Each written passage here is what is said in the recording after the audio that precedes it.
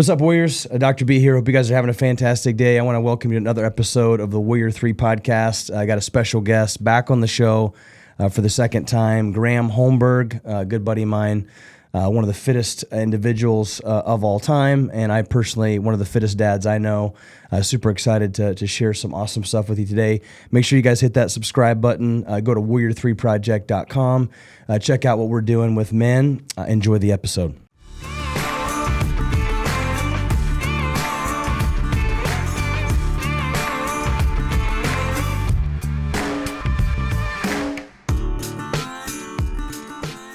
All right, Graham, welcome back on the show. It's been a year or so since we've had you on, but man, I just want to thank you. I know your life is like mine. It's not like we've just got all the time in the world, and you've got 6 children, 6 kids. You run a company, just a busy guy, and so I really appreciate you taking time out of your day. You got a class to teach here in a little bit. You're just sneaking it in, but I really appreciate you being on the show. Awesome. This is exciting. Every time I get a text message from you about, hey, we're going to get together and do something, it's never small. It's not like, hey, let's just hang out and just kind of connect. It's like, we're going to do something at like 5 a.m. in the freezing cold in my barn, and we're gonna preach the word, and then or we're going to come do a podcast type of shot. So yeah, I'm going to try to bring my A game, and yeah, I taught a couple classes early this morning. It was, we got a little tundra out there, so we closed it down yesterday, but it was good to get, it's new year, people are excited, so it was good to get back into a little bit of a routine, and this is kind of a nice little dead pocket of the day, so hopefully this is something that can be a little bit more routine for us, but Tuesdays are kind of a little bit easier day for me, so this is a nice little plug, so enjoy hanging with you. Love it, man. Well, personally, I mean, just personal note, we do need to probably get together and just do something that's not so like focused on like leading men. I mean, I love that, and I know I can count on you at any point in time. Be like, hey, can you come and preach and lead a workout? Because men need it, but at the same time, we also just need to get together and sling some arrows and shoot something. And that sounds fun. And just hang out. But hey, I got some just some really good questions that I personally I think that. You're doing a great job. From somebody who is, trying to run a company well, trying to be a strong husband. I've got 4 boys. We live on a farm. You live on a farm. Like we're doing a lot of similar things. And so I've got some really good questions that I just want to kind of break down. And the first thing that I just want to kind of run into is that I feel like this concept of what it means to be a strong man. It's being manipulated quite a bit, like strong today. It was not what it was, 15 years ago. I mean, even 5 years ago. I mean, strong is different. And every time, I get a chance to see your boys or shake their hand, even Savannah, right? Like you're just doing a good job. Like when Storm comes in or Holt, man, they shake my hand. There's some grit to it. It's not like they don't look me in the eye, it's not like they can't make eye contact. Like you're raising a strong family.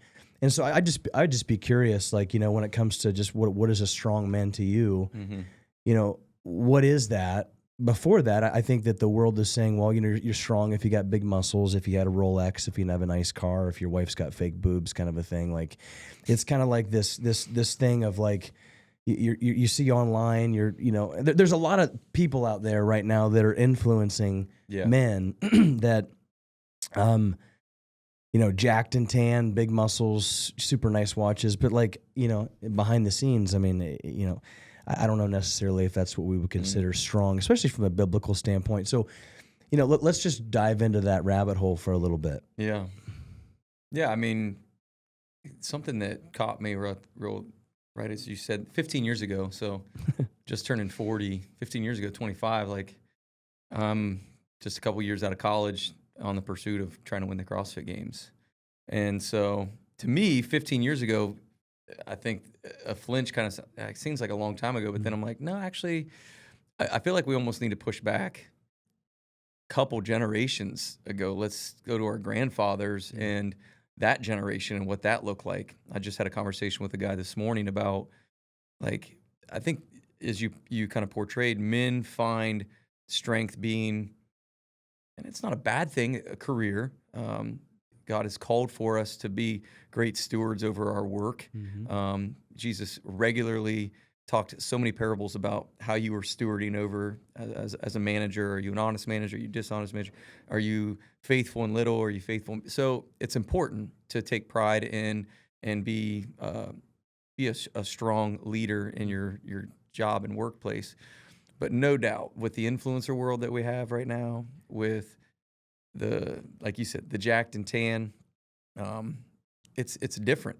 Yeah. And we are really a generation that was first kind of walking into that. And, Instagram was not a thing. YouTube was just really just kind of hitting the surface for us. So for us to kind of navigate that a little bit and see it is interesting on how we can kind of blend, our strengths and our perspectives into it.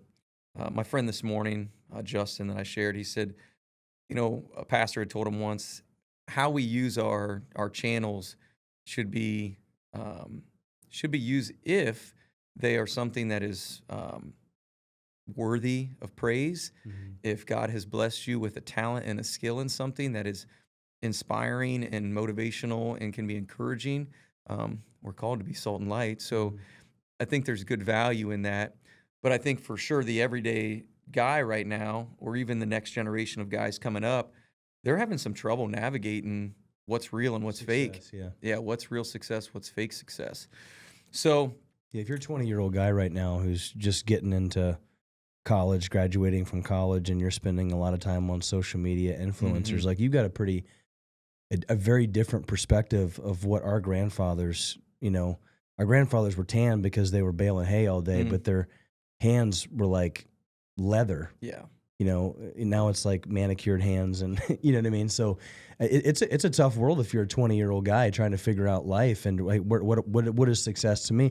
I mean, I even asked my son the other day, hey Beckett, what do you want to, what are you thinking? Like, what's got, I want to have a YouTube channel. I was like, okay, I mean, that's not a bad thing. Sure. Daddy's got a YouTube channel. I mean, you're listening on YouTube right now. It's Right. not bad, but it's like nowadays kids are like going right to that. It's like, I'm going to go right to YouTube, or I'm going to go right to, I want to be a gamer, or, whatever. Not all. And like I said, God can use that. Right. My pastor said something once that really hit me. He goes, I get really annoyed when people don't show up to church on Sunday because of baseball and whatever. And I kind of challenged them a little bit. And I was like, I thank God Tim Tebow played on Sundays.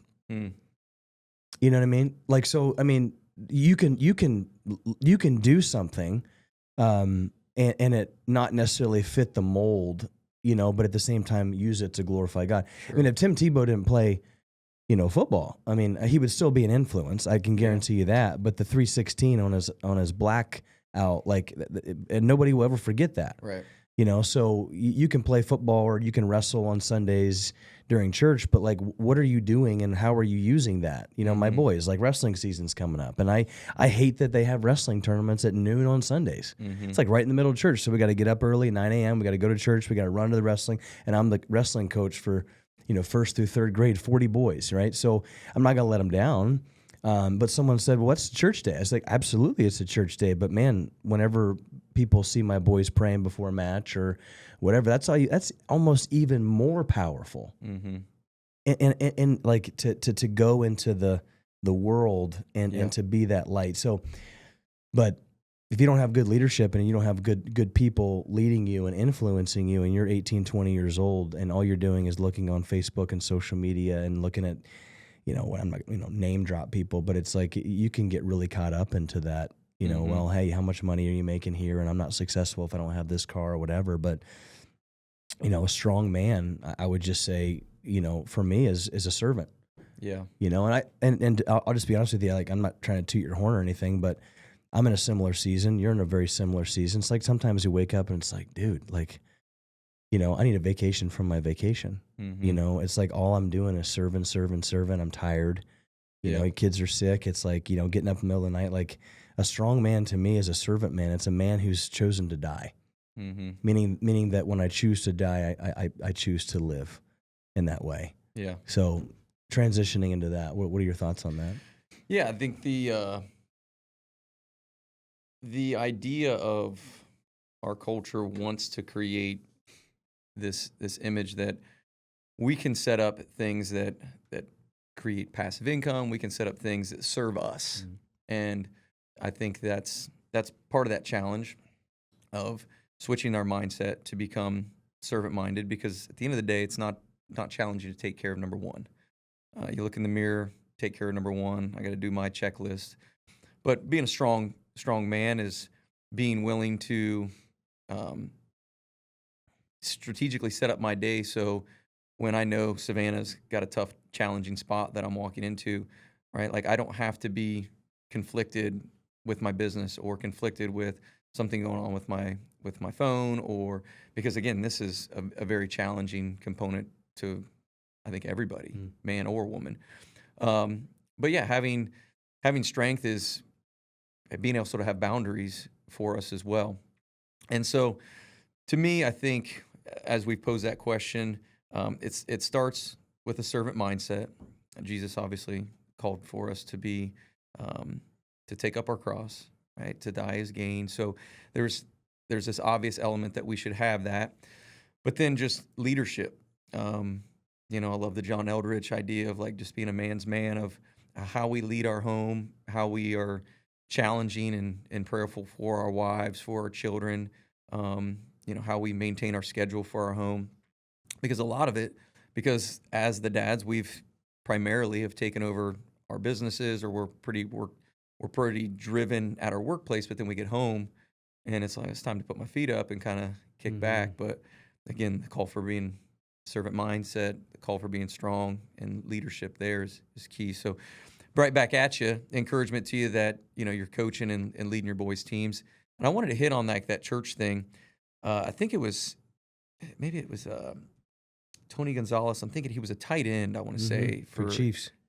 Yeah, but I think he was even maybe with the Chargers for a moment, I'm not too. sure. I know wasn't he like an analyst, too? Yeah, but there was a clip I saw of him talking about, like, what does that look like for travel sports nowadays and select teams, and how we are taking our sons and our daughters, and we're saying, you know what, Sunday is for travel, like, and this is essentially this idol that we are chasing and serving.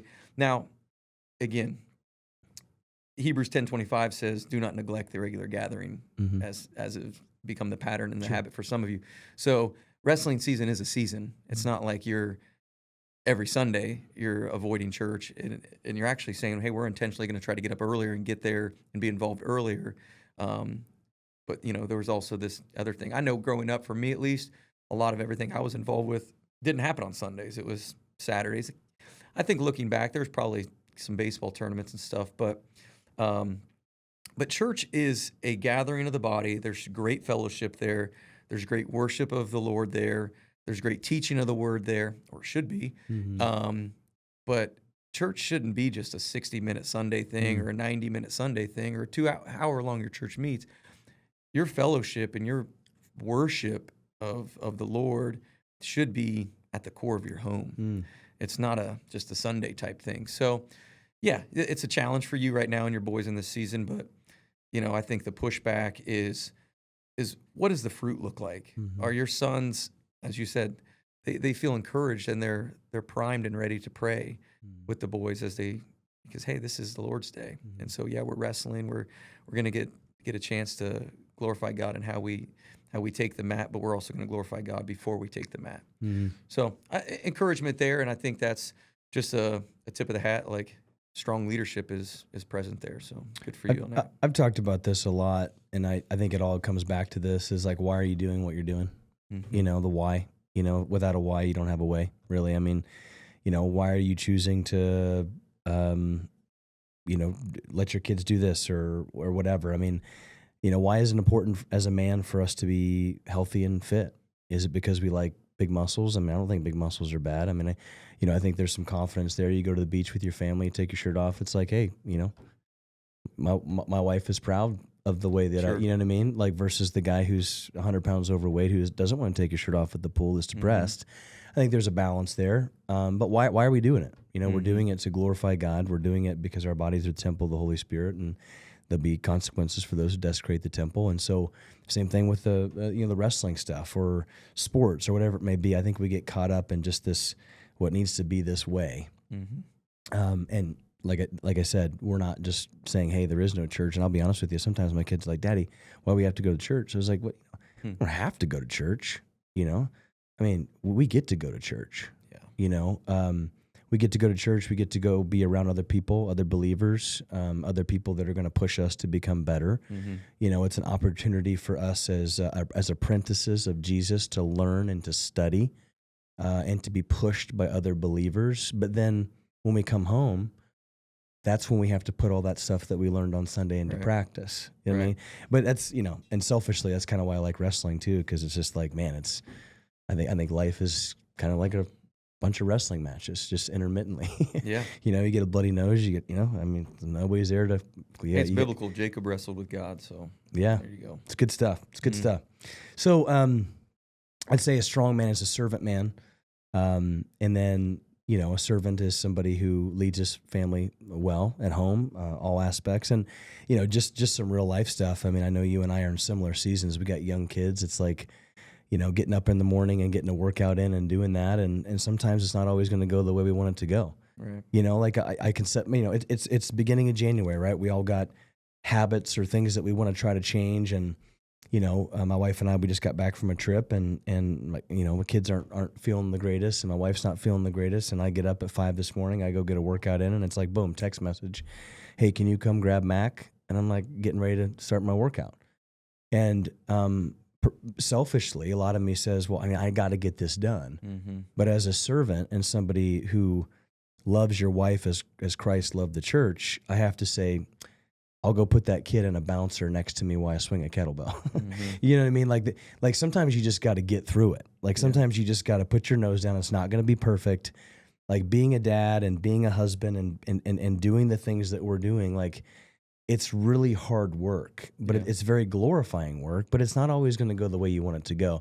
And as a 1 on the Enneagram, I'm a perfectionist. Like I want everything to go exactly the way I want it to. And that's where the Lord just smacks me in the face. And he's like, listen, dude, like you're not in control. So, a strong man is a servant man. I also think a strong man is somebody who has chosen to die. I said, I wake up every single morning, as John Piper says, I hit my knees and I say, take me.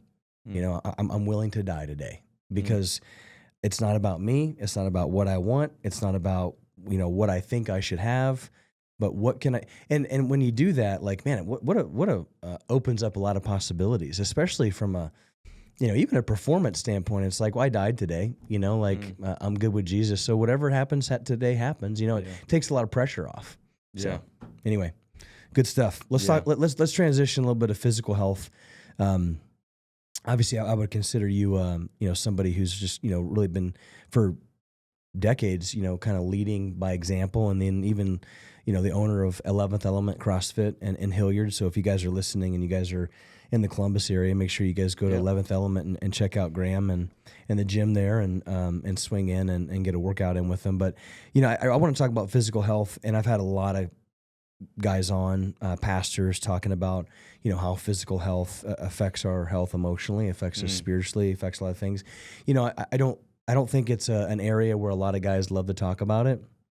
You and I are very passionate about it. It's been really what we have, I guess, not a platform. I don't like that word, but just, something that you and I have specialized in to grow and provide for our family, right? I mean, physical health and just health in general. And God has blessed us with the ability to be physically healthy and to be a leader. But men are struggling, and not just men. I mean, everybody's struggling, but I would say as a servant, as a leader, it's really, really important for us to be the example for our kids. Yeah. And men, unfortunately, are not. We are, the average male over 50, I just read some research the other day, is on 5+ medications. So 50 years old, you're on 5+ medications, cholesterol, blood pressure, and then the side effects of those medications.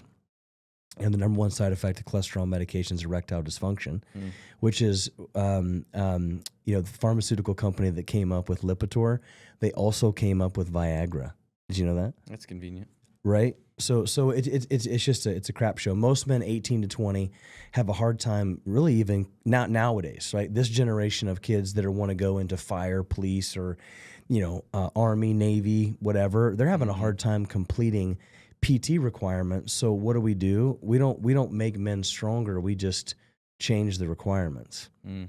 I personally know firsthand that like my diet, my sleep, my physical health, if they're not on par, like my servant mindset, my just overall ability to want to go and do big things to provide for my family and glorify God go down. Like, do you see a correlation there? Absolutely. There's no doubt when we are doing hard stuff, when we are intentionally physically challenging our bodies to get better and improve, there's a sense of worth that God has designed for us.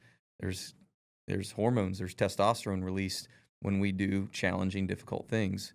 Savannah just told me the other day, I don't know if she caught it on a podcast or where she caught it. She said, you know that one of the best things for increasing testosterone? I'm like, what? Chopping wood. I'm like, oh, that's cool. I don't even need you to explain. I get it.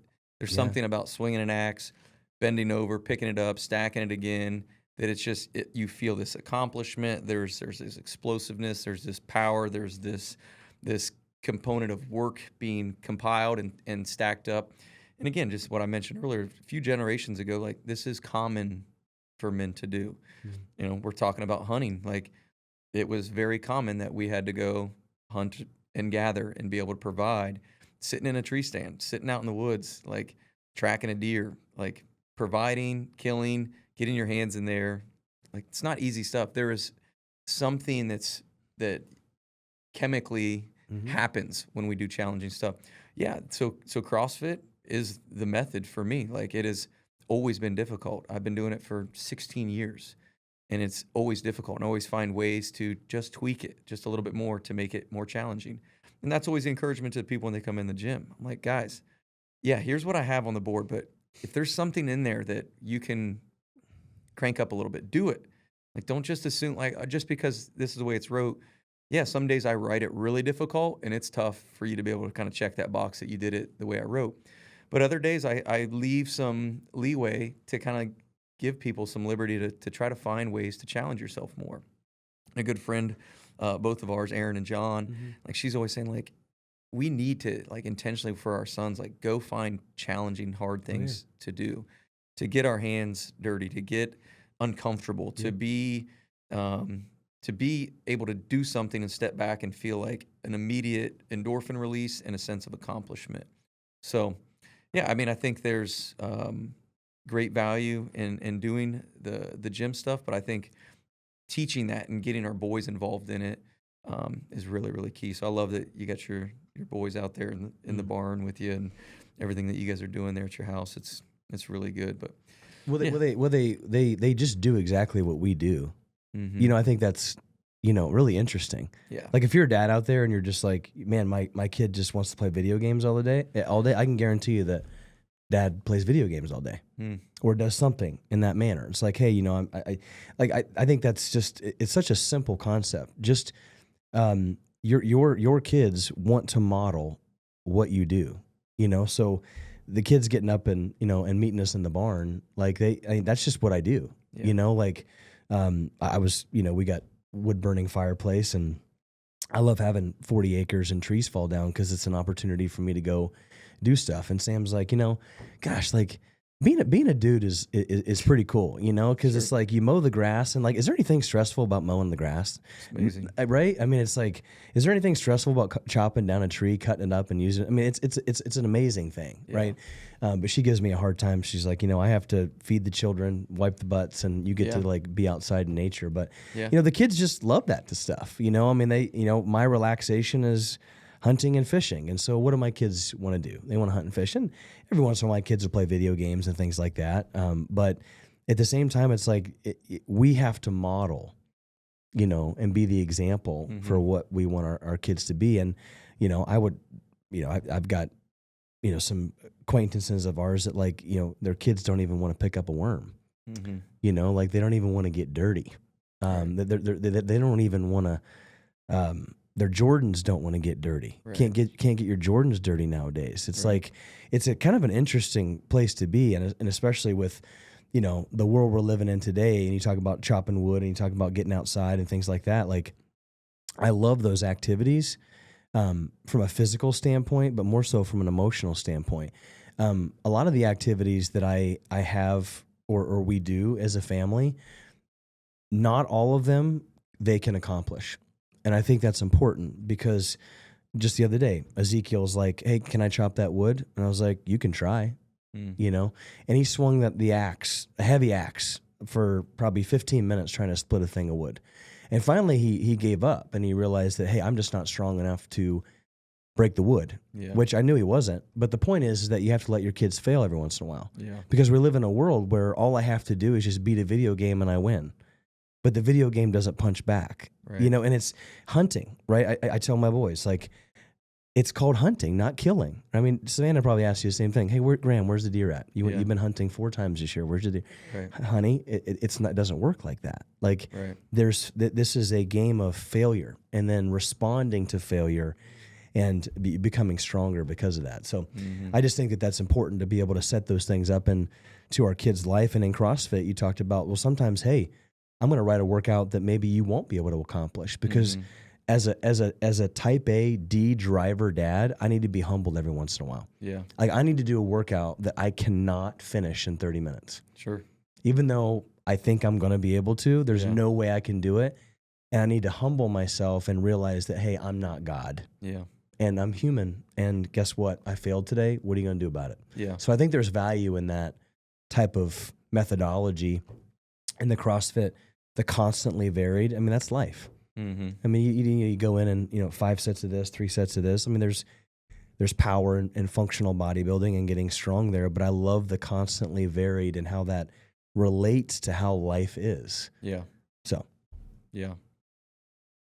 Yeah, and I think there's a neat work ethic that at least what I found just shows up in the CrossFit gym. There's this time of year, right? January, there's a lot of gyms that are promoting stuff and, trying to hook and reel people in. Sure.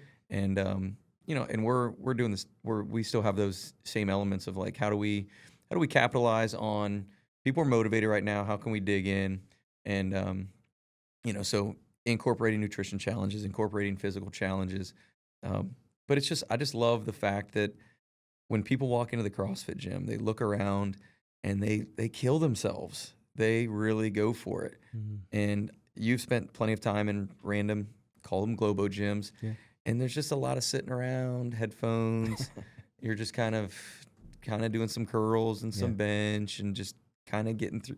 And honestly, the guy or the girl who's like actually really getting after it and ripping it, you're like, geez, like, why don't you just calm down, making everybody feel bad about themselves? Yeah. And that's just not the environment. That's not what we condone or the community that we're building. It's like, we're gonna come in, like, look down the line.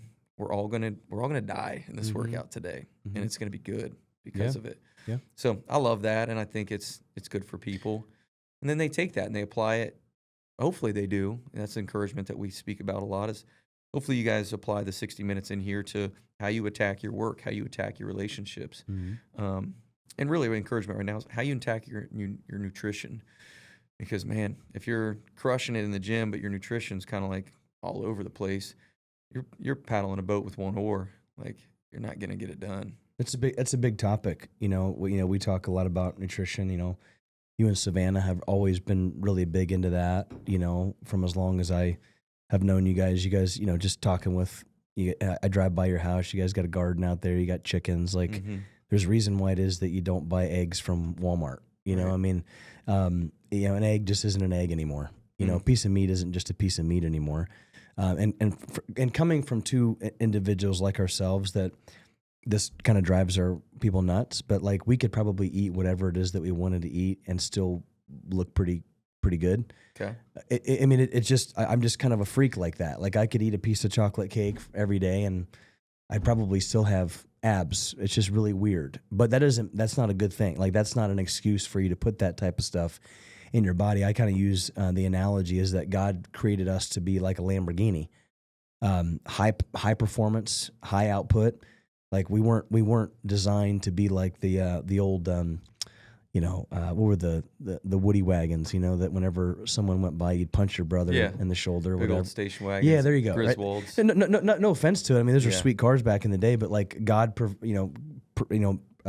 designed us to be able to do big things. We're beautifully and wonderfully created in His image, and He's pretty big.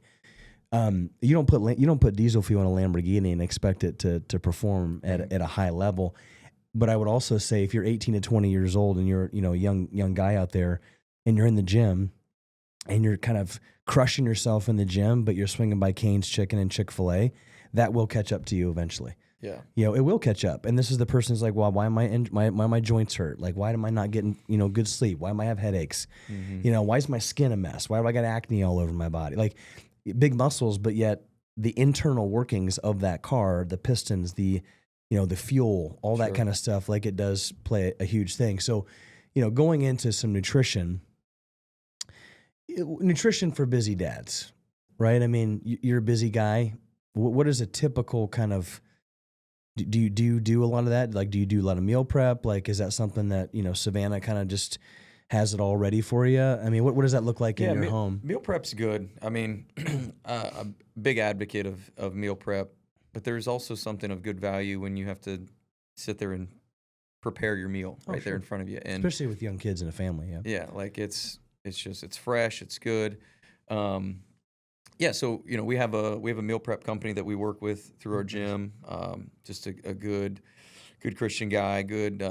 Who is it? Good family. Matt Keeney. Matt Keeney. What's the company? Keeney's Kitchen. Keeney's Kitchen. Pretty easy. Keeney's Kitchen. Yeah. Good guy down in Southern Ohio. So they deliver. They can set up delivery to your house. We have the gym as a delivery drop-off location. Cool. So I just met him about a year ago, and it really helped me a ton because I'm pretty slammed all morning, and then by the time I get home, it's Savannah's been crushing it all day, just feeding the kids, homeschooling, and then I get home and I'm kind of like, man, I'm hungry, like what? And it's just like there's some scrap leftovers, and I gotta prepare some food. So it's been helpful for me to already have prepare food or get knocked out. Yeah, it's nice to have a nice good lunch. That's just, I mean, he's got some great steaks, he's got some great salmon burger. I mean, awesome menu. So. Anyways, it's an easy heat up and it's ready to go. But like for dinner, yeah, I mean, usually it's a pretty good family quest together. The kids are preparing the table. Some of the kids are chopping green beans. Some people are doing the broccoli, whatever. Like, my son Storm's really been getting into like watching me prepare venison, watching me prepare steaks. Like, Dad, how do you do this? How do we season the chicken? How do we do this stuff? So I think our family dinner picture is really good. I love just. I'm not against the meal prep for dinner, but I love like that whole family bonding and gathering time. What's a tribe, right? So, hey, we just had a big kill and we've got all these different things that we've got to prepare, and you got to be a part of the, if you want to be a part of the tribe, then what is your responsibility going to be here? If you want to eat, like what's that look like? We don't do enough of that, right? And then kids go off to college and it's like, hey mom, like, I don't know what to do, or dad, what do I do? Yeah. I just had a good friend of mine, Scott Shaw. He runs the lead strong portion of Warrior 3, and his son goes to Cedarville. And this is a kid that's just pretty dialed in. He's a warrior. But he gets down to Cedarville, and he's like, they have Chick-fil-A on campus, and it's kind of a big thing down there, And he goes, there's nothing good for me to eat. Like he goes, I've basically lived at the salad bar the last 2 years. Right. And, anytime he comes home, he just stacks up on venison and stuff or whatever, brings it back. And then in his dorm room and trying to get other people to cook it, he's almost looked at like he's like a 3-headed monster. You know what I mean? Sure. Like we're living in a culture where it's like, I don't know how to do the things that you're teaching your kids to do. Right. Like I can just press the Instacart or I can press the delivery button and I get Cane's Chicken to my door. DoorDash. So, I mean, that's powerful. I mean, just that lesson alone is huge. Another thing that's helpful, like fasting, just intermittent fasting. It's good. Obviously, Jesus calls for us to fast, and some of that for sure. There's a deeper spiritual context of why we should be fasting for those specific reasons. But I think just in general, it's it's a simple. It's cheap. Yeah, it's cheap. But from the time you wrap up eating in the evening 6 o'clock, 7 o'clock, 8 o'clock, depending on what your day and routine looks like. Essentially, to push that off 14 hours, 16 hours, 18 hours until the next day. And so, like, here I am. I've had coffee this morning. I don't know if I would call it a true intermittent fast, because with our coffee, Savannah and I for years bulletproof it. So Sure. grass-fed butter in there, coconut oil, collagen. So there's some calories, so you're digesting. So it's not straight black coffee. I would totally enjoy a straight black coffee, but I like getting those fats in combination with the caffeine to help wake me up. It's 4 a.m. I got to drive across town, so I want to do that. But then really, I'll go into training here in a couple hours, and I'm not probably fully into ketosis yet, but there's an element of stomach grumbling a little bit. I'm like, Sure. all right, I'm gonna still train through it. Then I'm gonna coach a little bit more, and then I have a good lunch. At that point in time, again, having a meal prepped, because I know it's a tough spot. It'd be easy to probably just grab the meal bar, or like you said, swing by something quick, fast food on the way home. But it's been a while for me for fast food that I've kind of pushed that off. Fast food. Like maybe Chipotle every once in a while. Sure. I don't know if I guess it is fast food, but it's I don't consider Chipotle fast food. No, but like I agree. Eat Greek or whatever that's called. Maybe it's kind of like the Chipotle. Yeah. Like my kids don't even know what McDonald's is. That's what we go to the bathroom on vacation. It's like, hey, Dad, there's the arch. Can we go to the bathroom? It's the bath. It's a really fancy bathroom. I know, yeah. So anyway, that's cool. Yeah. So I want to just break down a little bit of that. So bulletproof coffee in the morning. Obviously, you've got your good fats, your medium chain triglycerides, and really helps to kind of just sustain energy without having that crash. You get some good fats and some proteins. You coach. You're not chewing food, and then you're going to work out at lunch. Yeah. And so you're working out fasted. So I was actually reading some research that working out fasted. Now this is men. Like I've seen some different things with women when it comes to intermittent fasting because of hormone stuff and just a lot of weird stuff. But from a man, they're maybe trying to get pregnant, or maybe they are carrying, or I mean, you got a baby. There's lots of factors. Yeah, you got to if you're breastfeeding and stuff like that. I mean, but this is for men, right? So nobody's breastfeeding, hopefully on the show. But 2025. It's 2025. It is a different world. So you're intermittent fasting. You come in fasted. I've read some research that going in to some type of a metabolic high intensity interval training kind of a thing, fasted, 10,000% increase in natural growth hormone and testosterone. Working out fasted, right? And so you work out, then you refuel your body, coach a little bit more. So really, you're eating 2 big meals a day. Yeah. Right. And so about how many calories per meal would you say? I think my lunch meal is between 700 to 1,000 calories. Yeah. I'll take a protein shake immediately after training. And then the actual, right now I have it's just a buffalo chicken wrap. Yeah. And so, I mean, it's not what I probably would prefer, but actually in terms of, like, if I could actually, perfect case scenario, if I had like a kitchen, I'd probably I like just a hot meal, especially with like protein. But it's a really tasty, good option that I don't have to microwave something, which I'm not a fan of anyways. Yeah. I don't really have to deal with stuff. So again, I'm eliminating an excuse to just, I'm just going to choose an easier option. Like, no, this is a good, healthy, awesome option. In terms of, like yesterday, I was, we didn't have the early morning stuff, so didn't fast in that morning, but I would have 4 to 5 eggs, if we have some bacon, but bacon can sometimes be a little timely. It's going to make a mess, so I was kind of hustling out the door, so I didn't go bacon, but I just went eggs and oatmeal and coffee, and again, a nice, good solid breakfast. Have my good solid lunch. We have at any time cashews, walnuts, pecans, just at kind of my easy access to grab throughout the house. So that's usually something just easy kind of snack on. And then, dinner again is going to be good solid protein option, sweet potatoes, rice, broccoli, green beans, carrots. So I mean, it's pretty basic every time. Good little rotation right now with some venison. We do salmon once or twice a week, but chicken is probably our go-to because our kids like chicken the most. But my kids definitely enjoy the steaks. Oh, for sure. Venison. They're like, you making deer, Dad? Is this the buck? You know, so It's it's always kind good. of It's always good whenever they know what they're eating. fun. Like my 7-year-old Zeke, he shot a deer this year in October. Yes, we were in the ground blind, and he smoked this thing at like 22 yards, and he was just like on top of the world. Yeah. Blood trail everywhere, and I was like, "Hey, wait a second, we're gonna go get your brothers. I'm gonna go get this thing." So I'm like loading up his bow, and then he's going through the woods, and I hear this yell, "Dad, I found him!" And then a few weeks later, he's like, "Dad, is this the deer that I shot?" He goes, "That's cool." Yeah. So there is something powerful about that. Yeah. Macros. So I don't hear a lot of we weigh our food, we count things. Like I have kind of been like heels, like just really pushing against weighing and portioning out my food. Now I'm not saying that if you're a dude out there and you're really struggling with portion control, like I think portion control is important. Yeah. I think you can have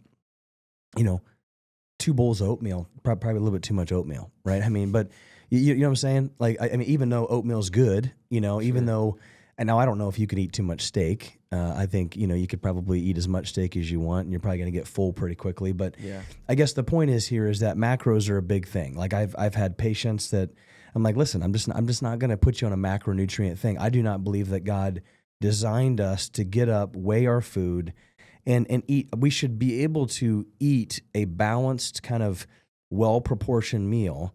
Now, take aside maybe people with autoimmune and some really, really big gut issues that maybe can't have some of these things. But like I'm against weighing food in my home and portioning it out and being like, hey Zeke, you can only have this many carrots. Yeah. You know what I mean? Like, are you kind of similar? Yeah, no, I am similar. I think the funny thing, like with CrossFit, they talk about the zone diet a lot, and with one of the key components of CrossFit is observable, measurable, repeatable, and so I do think to kind of bring back in connection with, like you said, I can kind of eat what I want, but that person who's like, hey, I'm intentionally wanting to put on more muscle mass, like we probably need to be a little bit more strategic to make sure that we are hitting that macro count in your protein intake. So does it necessarily need to be weighed? Maybe not, but it's probably going to be a good practice for a week to get an idea of like how many ounces of chicken that is, how many ounces of steak that is, what's the caloric exchange for that. Okay, so maybe for a time to have some measurement to get a gauge of portion control for some people who maybe are trying to lose weight. But I'm with you on the protein intake. When there's a significant difference when we feed our kids protein and how they respond and how long it is before they're like, hey, I'm hungry. Mm-hmm. Like, it's so frustrating when we've I want a snack. Savannah and I have been a little bit lazy potentially in how we've prepared the food. Maybe there's not a good healthy protein option. Or we've maybe just been a little lax in not letting them eat that protein option and they eat the other stuff. It is like 15, 20 minutes later. I'm hungry. What's to eat? I'm like, we just ate. You just ate. My kids. Remember that plate that's cold? Go eat it. Yeah. Like, I'm sorry. My kids argue with me between the difference between a snack and a treat. Dad, it's not a treat. I just want a snack. It's 8 o'clock at night. What is it? Can you break that down for us? So a snack is like an apple or a jerky stick. Like we got venison sticks, and so like go get a snack. Like that's a healthy snack. A treat is not something that we have all the time. Zevia pop, right? Some healthy Enjoy Life chocolate chip cookies, or we'll make some stuff, right? Yeah. And Fridays, we try and do like a movie night, family night kind of a thing, and we'll make some homemade pizza. And sourdough pizza. Yeah. And you guys doing sourdough stuff? Not really. I can't. We'll have Savannah and Sam get together on that. Well, for sure. The sourdough, it's such a game changer. It's delicious. Wheat. Savannah's been on this whole wheat kick lately. It is amazing. She did like whole wheat. Again, it's not a healthy option. Whole wheat cinnamon rolls. The kids crushed them. Yeah. And I'm like, there's like this different, like deep, hearty flavor. Like, yeah, for sure. If you look at like these white, big, fluffy, awesome cinnamon rolls, and then you kind of look at these whole wheat ones that are just not quite as like awesome and attractive, like, yeah, it's easy to go that route. But like, there was something, and she's like, it's biblical, they were talking about, Jesus talking about walking through the wheat fields. And so, yeah, she's got this wheat grinder, and we've been doing like fresh milled, like whole wheat. And it is a game changer. Oh, yeah. Like, it is so good. This whole wheat pizza, I told her, I said, we had it Fridays. This is the best pizza like that I've had in a long time. The best pizza you've ever made. She's awesome cook, and the pizza she's made before great, but it was the best one. The kids just devoured it. It was so good. Yeah, no, I mean, I'm totally all about that stuff, especially like because we personally in my family, we don't do a whole lot of wheat or dairy. My kids have had some belly issues, and so they just have some sensitivity to it. But like sprouted grains and like Ezekiel and different things like that, like making it from scratch, super great stuff. The only issue I find with stuff like that is like you make this sourdough cinnamon roll, and like they always expect it. It's like, hey, you know what I mean? It's almost like, hey, just throw you a little bit of that over there, and it's like, well, when are we going to get that again? Right. When are we going to get that again? I was like, listen, this is not something that we get every day. Special Sunday. Right, sure. Well, can we have special Sunday every Sunday? It's right. like, and then so no, I totally get it. It's good stuff. Yeah. Anything else you want to hit on for nutrition? Then I want to kind of transition into just like some fitness stuff, like for dads, busy dads. Like, obviously, to get into a community, I always love to say fitness should be a battleship community, not a cruise ship. You use the example of CrossFit versus kind of like the Globo Gym. I feel like it's like cruise ship, versus a battleship, right? I go into the battleship. I'm here to get stuff done. I'm going to sharpen the guy next to me. You're about ready to puke. I'm going to help lift you up. Everybody else got their headphones on in the Globo Gym. It's like, hey, I'm here for myself, dude. Like, look at my biceps. Look at this. And every once in a while, like I don't think it's bad to do that, but at the same time, it's like the getting out of a line and in a circle, and kind of that concept. So, but anything about nutrition for busy dads that you want to hit on? We talked about intermittent fasting, 16 to 8 hour window. I think the big thing that I picked up there is no complex, big, massive processed foods and sugars. Try to food by God versus food by man. Lots of good protein. I would say good healthy fats and really no complex processed sugars and different things like that. I mean, and would you say that maybe some of the carbohydrates, like the oatmeal and the different things like that, maybe trying to like stick to them earlier in the day? So if you're going to go like breakfast or your first meal when you break fast, whenever that is, little things like that. Yeah, I mean, the breaking fast should definitely have a good fat content to it as well, for sure. I mean, and I think speaking on nutrition, I think the one thing, we already hinted at it, protein should be something that we're trying to seek intentionally, but also like fats. We talked about, hey, here's what men are, testosterone levels are down and just motivation's down, and I don't have the drive to go work out. It's like, well, maybe you're not eating enough fats. Maybe we're not getting enough energy from fats that's helping boost your testosterone levels. So a buddy this morning told me, he's like, I heard it, and he's like, I'm chugging olive oil. Eating macadamia nuts, and like I said, having cashews, having walnuts, having that resource of fats around, incorporating avocados in your diet, making sure we're cooking with olive oil, adding coconut oil and butter into your coffee, or just making sure that we are getting that good dosage of fats, because it's good for our mindset. Like, we know a nursing child is getting such a high fat content, which is awesome for brain development. So I think it's something that we don't necessarily do culturally well, is add good healthy fats. Well, fat's been demonized by the medical community. Hey, fat's going to make you fat, which is all by purpose. It was all just a big marketing scam to get people on medications. And hey, fat causes heart disease, fat causes cancer, fat's going to cause your cholesterol to go up. I don't think this is the rabbit hole we should go down in this particular podcast. Maybe we'll have Savannah and Sam on, and we can all come together and do it. Yeah. But cholesterol is the precursor for every single hormone in your body. Growth hormone, testosterone. Right. Cholesterol is 70% of cholesterol is produced by your liver. 30% of cholesterol is in your diet, right? So why would God put something in your body that was bad?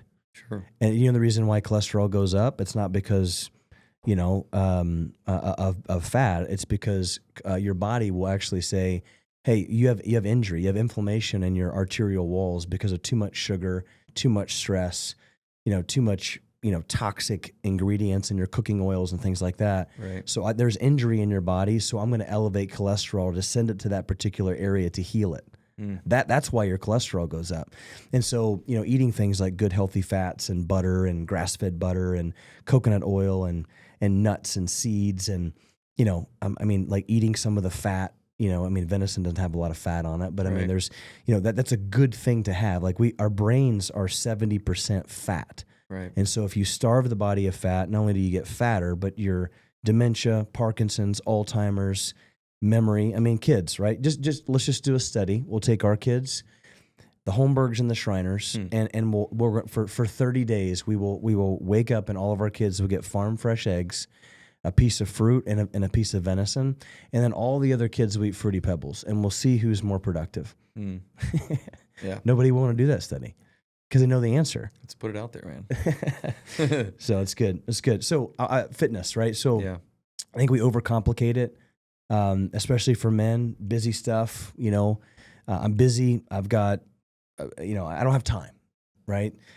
3 pieces of equipment, right? That let's say, well, first off, I would just say, if you have the ability to get into a community or a culture with guys like Graham and just the ability to be in a group of individuals pushing each other, as iron sharpens iron, so one man sharpens another. I think the CrossFit community and the culture that it's being built is beautiful for that, right? Now, I'm one of those individuals that I love that too, but I can also do, 100 burpees in my basement, and puke. Need no equipment. And I don't need anybody there to push me. Sure. But I think for a lot of guys, it's like I crave that 16-year-old high school weight room again, like blasting Metallica, getting after it. Like that's why a lot of dudes just love that environment. Yeah. But 3 pieces of equipment. Like I'm like, hey, it's Christmas, my birthday's coming up. My wife is like, hey, honey, I want to get you some fitness equipment. What are the 3 things that you would say every dude needs to have in their home? Man, well, you didn't prepare me for this question. I did. But I would say, dude, there is so much good data about a rowing machine. Oh yeah. That's going to be a little pricier one. Looking at, you might find a good used one for $500-600, but expect $700-800, $1,000. Like that's a big buy, but it is just, it's like no other, man. It's low impact on your joints. It's essentially no impact on your joints. Hey, you get to sit down while you do it. Yeah, you can watch TV. If you it's want. grip, it's arms, it's upper back, it's breathing, it's legs, it's quads, it's hamstrings. Like it's a great, great tool. Running is obviously awesome, but you don't need any equipment for that. So running shoes, I'm not going to count that as one. I'm going to go sandbag. We were actually just texting about this. A heavier sandbag, because our body releases testosterone and our body enjoys, again, we're talking men, when you have to pick up specifically heavy deadlifts. So when you have to pick something heavy up off the floor, it's primal to us, but also squatting heavy. So if you get yourself a 100 to 150 pound sandbag, there's tons of options out there, but typically 100, 150 is kind of the sweet spot range. Decent sized log. Yeah. Yeah, 75 exactly. to 100 pounds. But it's nice. It's nice and controlled. You can practice deadlifts with it. You can explosive lift with it. You can shoulder it and squat. You can carry it. So that would be probably equipment piece number 2, much cheaper, right? The third one, this one's kind of a tricky, because if I said a barbell, well, then you kind of need to get weight. So I don't know if that would kind of count. But I would probably go with this is another expensive one. Your it's wife, probably your one of wife, my. don't tell your wife It's in my garage. Is it? A glute ham developer. Oh, GHD. Yeah. It is bulky. It's big. It's probably it's gonna be a buy once, cry once. Gosh, but if you can spend some time on there, developing your hip flexors, doing, prone position abdominal exercises, GHD sit-ups, but spend a lot of time, or I said prone, but yeah, upright, supinated position. But yeah, spend some time face down, getting your glutes, hamstrings, spinal erector stronger. There's no doubt men are weak in their back and their glutes and their hamstrings because they spend a lot of time in chairs. But they've also trained mirror muscles for so long. We're so very anterior dominant, chest, absolutely. pecs, Biceps. abs. It's not going to, the GHC is not going to do anything for your biceps, but it will do stuff for your butt. Yeah. That's right. Have a strong glute, have strong hamstrings, have strong spinal erectors, and then watch how your capacity at just being strong in general improves. How many people complain, oh, my back's sore, my back. I mean, this is your line of work, so you get it. All posterior chain. Yeah. I call it old man butt. So yeah, those are, you think about picking up a sandbag, it's a lot of posterior work. You think about rowing, it's a lot of seated hamstring posterior work, and then I throw a glute ham developer in there. So I don't know. I didn't overly think it, but those would be like It's three. good. I wanted you to go from Yeah. just from the top. I wanted you, Yeah. what would you do?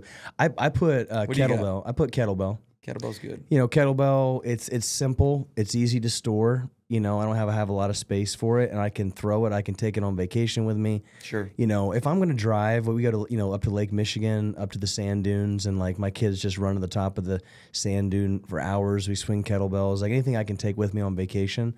A set of rings, or like a TRX. Yeah. It's easy. We're down by the creek, and the kid was up all night, and I've had the baby. I missed my 5 a.m. workout, but I got the kids. I can take a kettlebell and a set of rings, and I can throw the rings over a tree and do some rows. I can put my feet in it, and I can do some Romanian split squats. I can do all kinds of stuff like that. And then I put like a sandbag or medicine ball.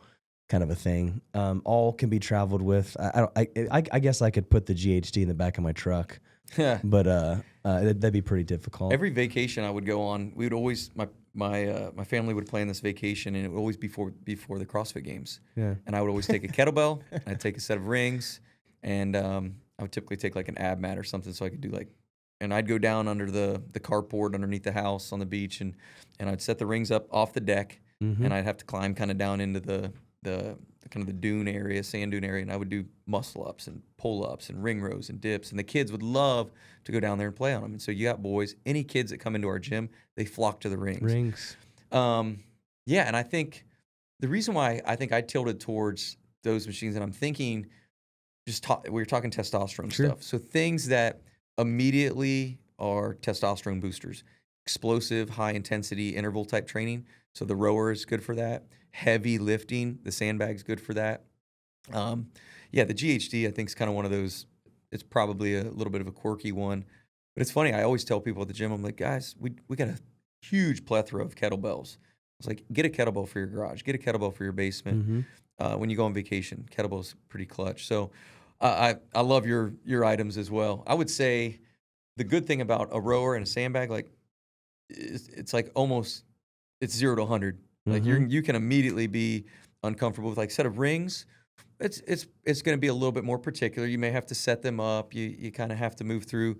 So if you want like no holds bar, like don't have to overthink it, and you just want to be able to step right into your garage and immediately get intensity, grip it and rip it. Yeah, like a rower and a heavy sandbag. Like it's not going to take long before you're going to feel punished. like a 10-minute EMOM of like sandbags over the shoulder with row. 5 reps on 1 minute, and then like row on the next minute for a whole minute straight. And it's amazing how many guys are like, it only takes 10 minutes. Yeah. And I'm like, dude, you ain't working out hard enough. Like, and I'm not saying being an hour in the gym is bad. I mean, CrossFit class is that, but you got warm ups, you've got technique, you've got some strength, and you've got like an AMRAP built into that. But really, when it comes down to it, I mean, you can get a lot of work done in 20 minutes. Yeah. So last thing, and then we'll kind of wrap up here. I talked a little bit about this. Did I tell you about the TRT? Is it cheating, or is it, Yeah, you sent that, and just smart. I kind of want to just hit on it real quick, because I feel like a lot of guys that I see,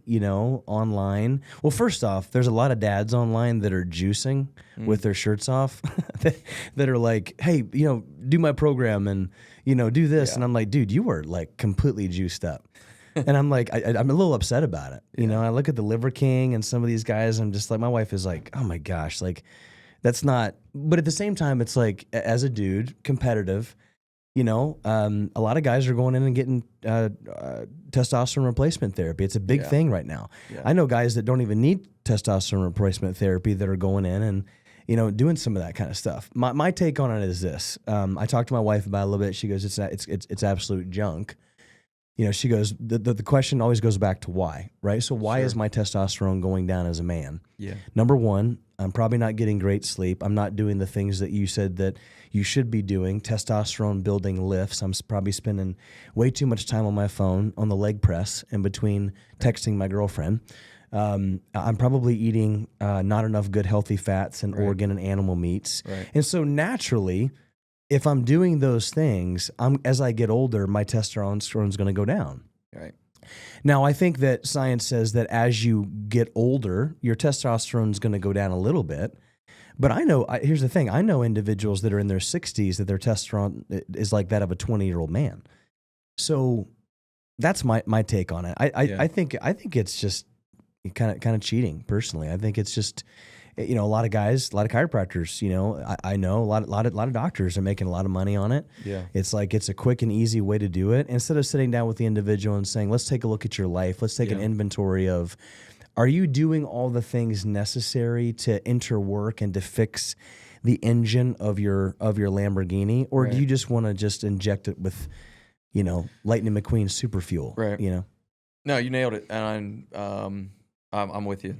I consider it cheating. One of the things that I was challenged with when I was competing, every year there was people getting caught with drug tests. Yeah. And it was happening. It was happening more and more.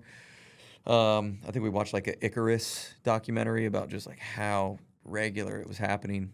And I don't, I'm not sitting here saying like, all these guys that had success, or anybody who podiumed in CrossFit or won the games or had 6, 7, 10 years of CrossFit. It was taking stuff.